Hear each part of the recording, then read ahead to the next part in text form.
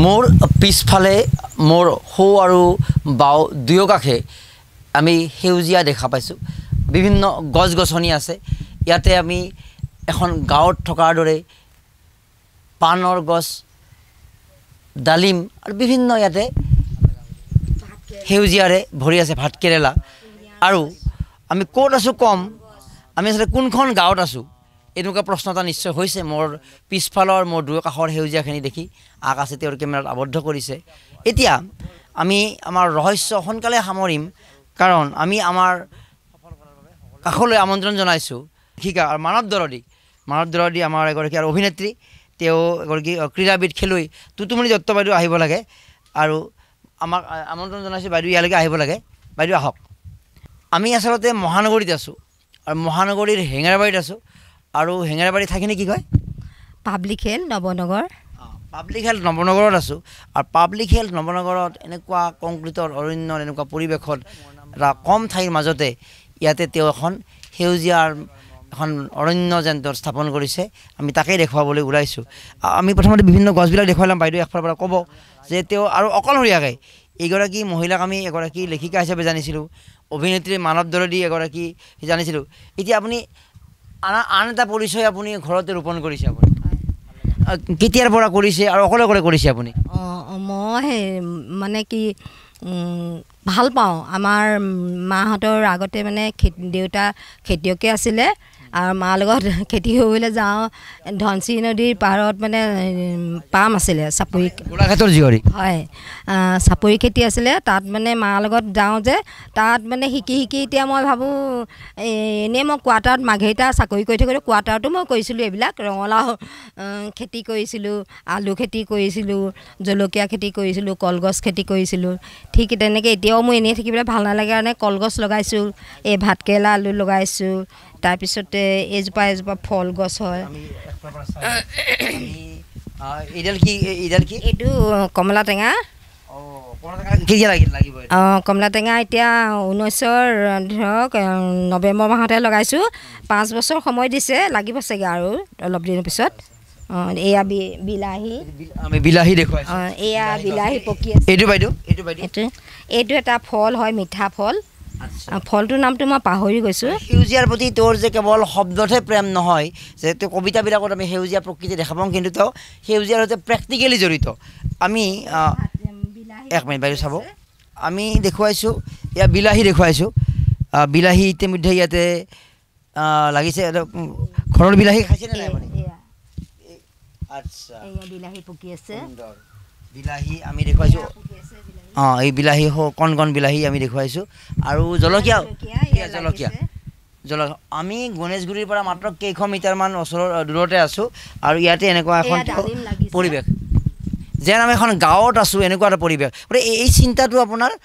যিটো অভ্যাস আছিলে আৰু লগতে আমি এটা সেউজীয়া কিবা এখন থাকিলে মনটো এটা সেউজীয়া ভাল লাগে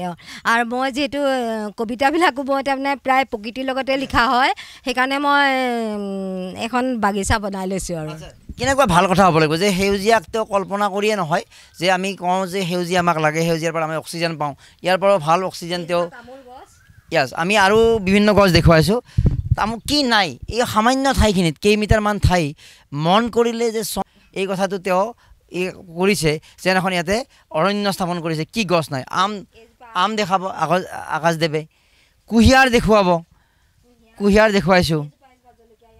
এই আৰু জলকীয়া আৰু বেলেগ জলকীয়া তোৰ বিভিন্ন ৰবাব টেঙাৰ গছো আছে দুজোপা আছে ৰবাব টেঙা গছ তাৰপিছতে এইজোপা আম হয় এইজোপা সৰু গোল জলকীয়াটো এইটো তাৰপৰা এইজোপা তগৰ ফুল লাগু সেয়া কলিয়াইছে এইজোপা তগৰ ফুল বহুত মানে দেখা নাপায় তগৰ ফুলৰ মানে গছডাল অকণমান দেখাই দিম আমি ওচৰত গৈ যদি গছডাল অকণমান আপুনি অলপ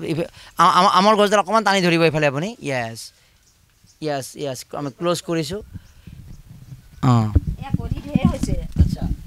কওকচোন বাইদেউ কিমান বয়স হৈছে গছডালৰ ফুল লাগিয়ে থাকে এতিয়া বহাগত তগৰ ফুল ফুলে যে পুলি ৰুইছিলে নেকি ডাল লগাইছে মই মাঘেৰিটাৰ পৰা লৈ আহিছিলোঁ আহোঁতে ইমান আপোনাৰ গছৰ প্ৰতি প্ৰেম কলি হৈ আছে লাগিব এতিয়া ও তগৰ ফুল না আচ্ছা আচ্ছা তগৰ ফুলে নুহুৱাই যে আপোনালোকে গীত গায় তগৰ ফুলক লৈ কিবা মনত আছে নেকি বিহুৰ কিবা তগৰ ফুলে নুহুৱাই কি মই কবিতাটোকে লিখিছিলোঁ ইয়াত আপোনাৰ আসামৰ নিজনী এখন জীয়ৰী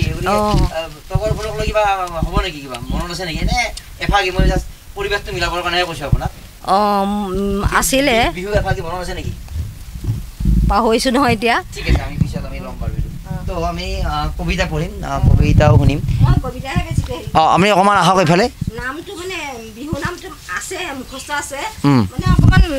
হেৰি কৰিলে আহি যাব কিন্তু আপুনি কল্পনা কৰকচোন মহানগৰীৰ এনেকুৱা কংক্ৰিটৰ অৰণ্যত আমাৰ কাজি নেমু নেমু গছ লগাইছে তেওঁ এজোপা তাৰপিছত এজোপা চেৰি গছ চেৰি ফল নেকি চেৰি ফল যে মিঠা মিঠা আচ্ছা এইটো লাগিব আৰু এইটো লাগিব আৰু দুই এবছৰ পিছত লাগিব এইটো 4 বছৰ হৈছে কেনেকৈ মানে মই নিজে ভাবিলোঁ তাৰপিছত এয়া অমিতা গছ ইজোপা আৰু এইজোপা পাণ গছ পাণো ৰুইছে তেওঁক আমি দেখুৱাইছোঁ যেন মই সেইকাৰণে প্ৰথমতে কৈছিলোঁ আপোনাক যে এই পাণ কিমান দিন হ'ল পাণো 4 বছৰ হৈছে পাণ লাগিছে পাণ মানে ভালকৈ বুঢ়া হোৱা নাই অসমীয়াত এষাৰ কথা আছে কি একে আহিনে ধান বোলে 3 শাওনে পাণ 3টা শাওন পালে পাণখিনি বুঢ়া হ'ব চিঙিও খাওঁ আলহী আহিলে নাওঁ আৰু গোসাঁই ঘৰত মোক পাণ তামোল লাগে যে এতিয়া পাণ তামোল লাগিব আৰু 2 বছৰ পিছত তাৰপিছতে এইফালে এইজোপা প্লাম গছ কি কয় হে আচ্ছা আচ্ছা প্লামডাল কেতিয়া একে সমানে বয়স 4 বছৰ দেখি আছে প্লাম এজোপা তাৰপিছতে এইজোপা ডালিম সেয়া ডালিম 8টামান লাগি আছে লাগি আছে সেয়া আচ্ছা ডালিমটো আমাৰ ক্লজ হ'ব তাৰপৰা এইজোপা অমিতা সেয়া লাগি আছে তাৰপিছতে এইজোপা হ'ল গোল নেমু লগা নাই মানে এতিয়া ক'ৰবাত ফুল দুপা দেখিছোঁ এপাহ দেখিছোঁ এইজোপা জলফাই গছ কি নাই তেনেহ'লে এইজোপা এয়া কুঁহিয়াৰ কিমান দিন ডাঙৰ হৈছে দেখোন কুঁহিয়াৰো একেই বাল্টিঙতে ৰুইছে নেকি বাল্টিঙতে ৰুইছোঁ চব আপুনি নিজে কৰিছে চব মই নিজে কৰা এইজোপা ধান জলকীয়া বুলি কয় জলকীয়াৰ বিভিন্ন প্ৰজাতি আছে তাৰপিছত এইজোপা জলফাই আচ্ছা এইজোপা জলফাই ফুলিব আৰু জলফাইও লৈছে ইয়াতে গতিকে আমি মন কৰিলে কি কৰিব পাৰে ইমান কম ঠাই তাৰ মাজতে তেওঁৰ যিটো বুদ্ধি আৰু বুদ্ধিতকৈ তেওঁৰ যিটো আগ্ৰহ সেউজীয়াৰ প্ৰতি আকাশ যদি অকণমান জাষ্ট পিছুৱাব আমি অকণমান এতিয়া অলপ কোনজোপা আচ্ছা ভেদাইলতা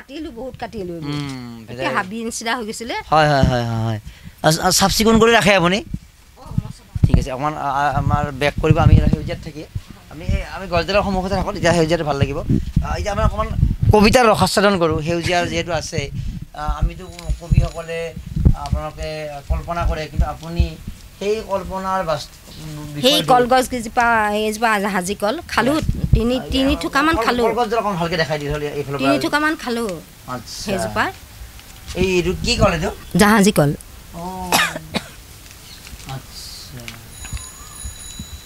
ইমানটা বিষয় আপুনি ইয়াতে কম ঠাইতে তাকে বুদ্ধি কৰিছে ঠিক আছে এতিয়া আমি আমাৰ কবিতাৰ বুদ্ধিটো আমি পায়ে আহিছোঁ কিন্তু ভাল আৰু জানি ভাল পাব যে আমি টুটুমণি দত্তৰ এখন বিহু সম্পৰ্কীয় গ্ৰন্থ আমি মৰমলেন্দে প্ৰকাশ কৰিবলৈ গৈ আছোঁ ইতিমধ্যে আমাৰ প্ৰায় 70% কাম সম্পূৰ্ণ হৈছে লিখাৰ কাম বাইদেউ লিখিছে আমাৰ সম্পাদনা কাম চলি আছে আৰু কবিতাটো লিখিছিলোঁ মানে মই বসন্ত বহাগক লৈ লিখিছিলোঁ বসন্তৰ পচুৱা ৰিপ ৰিপ বা মাৰি ডেকা গাভৰু মন 7খন 8খন হৈ চটফটনি ধৰে প্ৰকৃতিৰ বুকুলৈ নৱপ্ৰজন্ম আহে ধৰিত্ৰী দলিচাখন সেউজীয়া হৈ প্ৰকৃতিয়ে শুকান পাত সৰাই কুঁহিপাত মেলি বসন্তৰ জাননী দিয়ে ঠিক তেনেকৈ মোৰ বাগিচাখন বহাগ লাগে এলান্ধু কুলীয়া আকাশখন ফৰকাল বাটেৰে মেঘৰ মাদল বাজে ডিঙে দিপাঙে উৰিছে ফুৰিছে জিলমিল শুকুলা মেঘ টুপি টুপি গোলাপৰ কোমল পাপৰি আহিছে বাগৰি প্ৰকৃতিৰ বুকুলৈ হিয়াৰা কৰি যেনেকৈ মোৰ গোলাপ ফুল সেয়া গোলাপ ফুল গোলাপটো অলপ দেখুৱাই দিয়া আমি দেখুৱাই গোলাপৰ লাইনটো পঢ়কচোন এবাৰ লিখা আছে দিহিঙে দিপাঙে উৰিছে ফুৰিছে জিলমিল শুকুলা মেঘ টুপি টুপি গোলাপৰ কোমল পাপৰি আহিছে বাগৰি প্ৰকৃতিৰ বুকুলৈ হিয়া ঢাকৰি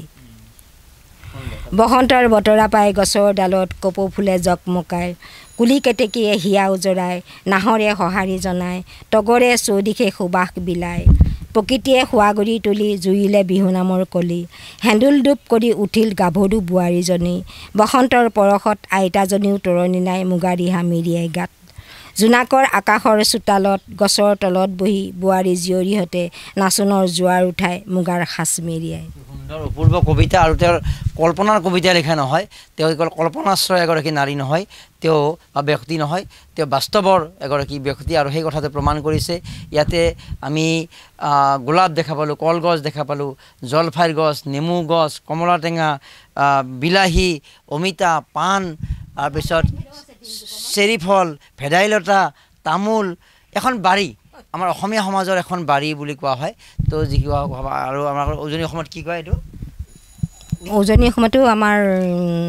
আমাৰ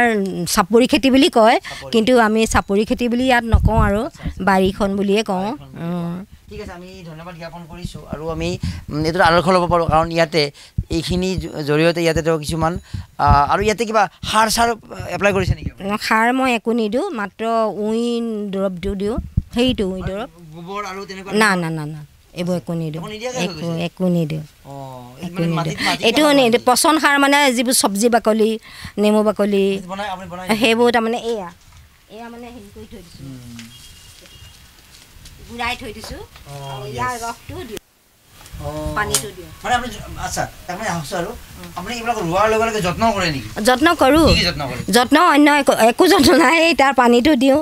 পানী দিওঁ শুকাই গ'লে গছবিলাক সেয়াই পানীও নাই কিন্তু মোৰ ছাপ্লাই পানীও নাই গাড়ী পানী কিনিব লাগে 1000 লিটাৰ কিনি লওঁ যে আমাৰ গুৱাহাটীত ঠাই নাই কিন্তু তুতুমণি দত্তৰ ঘৰৰ ঠাইতকৈ হয়তো আপোনাৰ ঠাই থাকিব পাৰে কিন্তু হয়তো আপোনাৰ মনটো ক'ৰবাত নাথাকে আৰু সেইবাবে হয়তো আপুনি আপোনাৰ এনেকুৱা এখন সেউজীয়াৰ ইমান ভিন্ন কেইবাবিধ বা 20-30 বিধ ইয়াতে তেওঁ গছ বা বিভিন্ন ইয়াতে নৰসিংহ গছ এটাৰ পিছত এটা নাম শুনি আছোঁ আমি হয় নৰসিংহ আছে গতিকে মন কৰিলে যে চব হ'ব পাৰে এয়া হ'ল তেওঁ প্ৰমাণ কৰি দেখুৱাইছে কবিতাও শুনিলোঁ আহক তেনেহ'লে আমি এনেকৈ সকলোৱে যদি নিজৰ ঘৰখনত কিছু সেউজীয়া কৰোঁ তেতিয়া আমাৰ কি হ'ব যিটো আমাৰ প্ৰকৃত যিটো অম্লজান প্ৰকৃত অক্সিজেন পোৱাৰ আমাৰ বাট অলপ সুগম হ'ব কাৰণ এই গছ গছনিখিনিৰ পৰাও কিছু এটা অক্সিজেনৰ মাত্ৰা বায়ুমণ্ডলত বৃদ্ধি পোৱাৰ সম্ভাৱনা সৃষ্টি হয় গতিকে এইদৰে আমি সেউজীয়াক আহ্বান জনাব লাগিব আৰু সেউজীয়াৰ সৈতে থাকি আমি কবিতাও লিখিব লাগিব আৰু যিটো আমাৰ প্ৰেক্টিকেল যিটো গ্ৰীনাৰী যিটো চিনাৰী সেই চিনাৰী বা সেই যিটো পৰিৱেশ আমি সৃষ্টি কৰিব লাগিব সহযোগী আকাশদেৱৰে মহানগৰীৰ পাব্লিক হেল্থত থকা নৱনগৰৰ কবি সমাজকৰ্মী ক্ৰীড়াবিদ তুতুমণি দত্তৰ সেউজীয়াৰে ভৰপূৰ বাসগৃহৰ চৌহদৰ পৰা মৰম কুমাৰ ডেমক্ৰেচি লাইভ গুৱাহাটী।